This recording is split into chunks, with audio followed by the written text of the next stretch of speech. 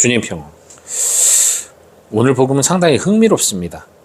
예수님께서 티로 지방에 가셨어요. 원래 티로와 시돈 지방은 예수님 이전에 이렇게 대도시였어요. 아주 경제가 발전했었던 도시입니다. 그러다 보니까 그러면 어떻게 했어요? 주변에 이방인들이 거기에 오겠죠. 돈을 벌기 위해서 정착을 하고, 그러다 보니까 유대인들만 사는 것이 아니라 이방인들이 같이 살았어요. 외국 사람들이 살았다는 얘기예요.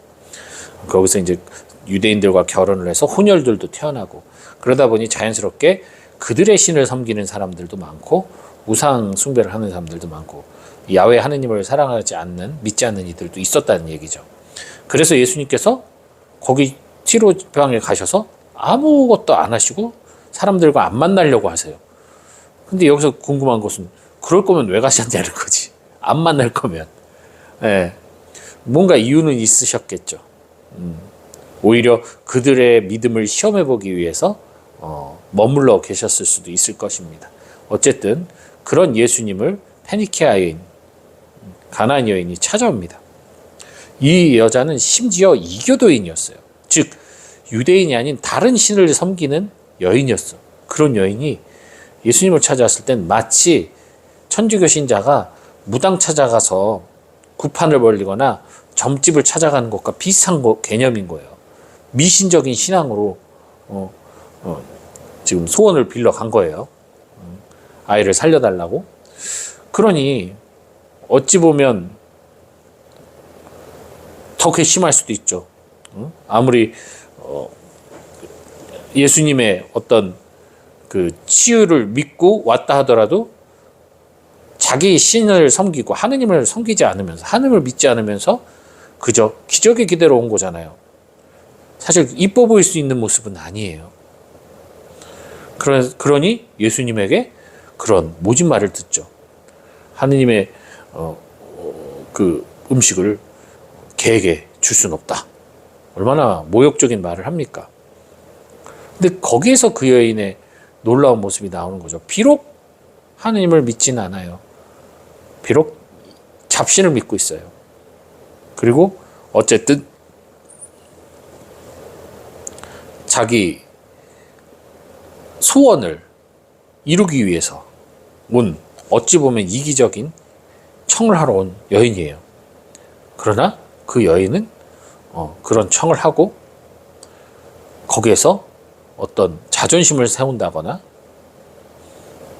고집을 부리는 것이 아니라 그 말씀을 그대로 받아듣고 그대로 인정하면서, 난 개예요. 맞아요. 하느님을 알아보지도 못하고 복음을 알아듣지도 못하는 짐승만도 못한 존재입니다. 하지만 그런 짐승에게도 주인은 어쨌든 음식을 주잖아요. 라고 말을 합니다. 부스러기는 줄 수 있잖아요. 라고 말을 합니다. 자신의 처지를 정확하게 인지하고 정말 복음이 필요한 가난한 자로서, 결핍된 자로서 자신을 인정하고 있는 그대로 자비를 청하는 그 모습이 예수님에게 감동을 주었던 거죠. 그래서 예수님께서 그녀의 아이를 치유해 주십니다. 근데 여기서 봐야 될 건 이겁니다. 그녀의 믿음이 훌륭해요. 그렇다고 그녀가 구원받았다는 결론은 안 이른다는 것을 여러분 기억하시기 바랍니다. 딸은 회복됐어요. 그 이후에 그녀가 야훼 하느님을 알아차리고 그분을 믿고 온전히 그리스도인으로 거듭났느냐, 그거는 기사에 나오지 않습니다. 복음에 나오지 않아요. 만약에 그렇게 됐다면 진정한 구원과 진정한 치유가 일어난 것이죠. 하지만 그저 딸은 살아났어.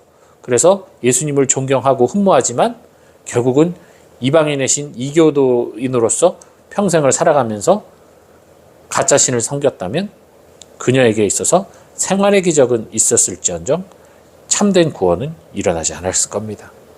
예수님이 놀란 것은 이방인의 여인도 이처럼 믿음 안에서 겸손할 수 있는데, 하느님의 자녀라는 것들이 오히려 겸손하지 못하고 하느님의 말씀을 올바로 듣지 못하고 자신이 얼마나 가난한 이들인지, 복음 말씀이 간절히 필요한 가난한 이들인지를 망각한 채 율법 안에서 교만하게 사람들을 대하고 심판하는 그 당시 시대상에 예수님께서 경고를 내리신 거죠.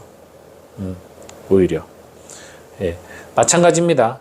이 세상 하느님 믿지 않는 사람들 정말 많아요. 근데 하느님 믿지 않아도 정말 착하게 바르게 사는 사람들도 많아요. 선하게 사는 사람들 많아요. 그들보다 선하지 못하고 악하고 부족한 우리가 구원을 받을 자격이 과연 있겠습니까? 이런 면으로 따져봤을 때는 하느님 믿지 않는다고 저렇게 선하게 의롭게 착하게 사는 사람이 지옥을 가고 난 하느님을 믿는데 나는 악하고 부족한데 나는 천국 간다고 한다면 사실 이런 논리를 이 세상 그 누가 쉽게 받아들일 수 있겠습니까? 여기서 우리가 깨달아야 될 점은 지금 제가 드린 이 말씀이 사실은 맞는 말이긴 한데 거기엔 전제 조건이 딸린다는 거예요. 내가 이 하느님을 모르는 의인보다 구원받을 수 있는 그 기회가 더 높고 구원받을 수 있는 이유는 단 하나예요. 하느님 앞에서 내가 겸손하고 낮아질 수 있기 때문에 거짓 겸손이 아니라 진심으로 하느님 앞에서 통회하고 낮아지는 그 이유 하나 때문이에요.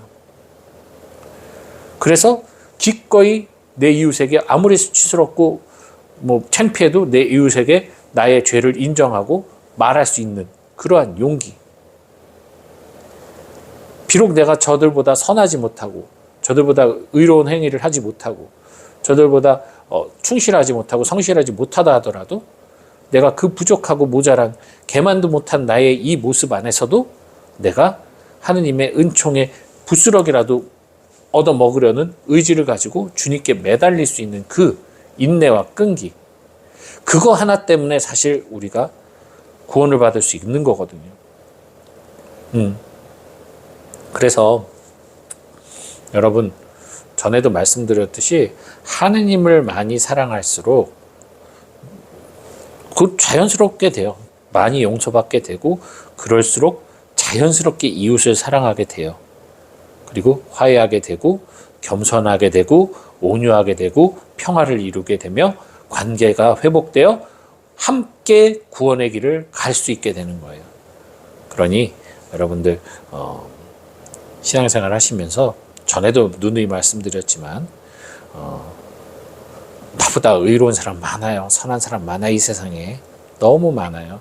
다른 신을 섬기면서도 정말 성실하게 기도하는 사람 많아요. 우리가 그런 성실성으로 그들을 앞세려고 애쓰기보다는 하느님을 어떻게 하면 더 사랑할 것인가, 그리고 그 바탕 안에서 내가 이웃을 어떻게 하면 더 사랑할 것인가에 주안점을 두고 살아가시는 것이 훨씬 더 여러분 신앙에 유익하다는 거 말씀드리고 싶습니다. 오늘 하루 행복한 하루 되세요. 주님 평안.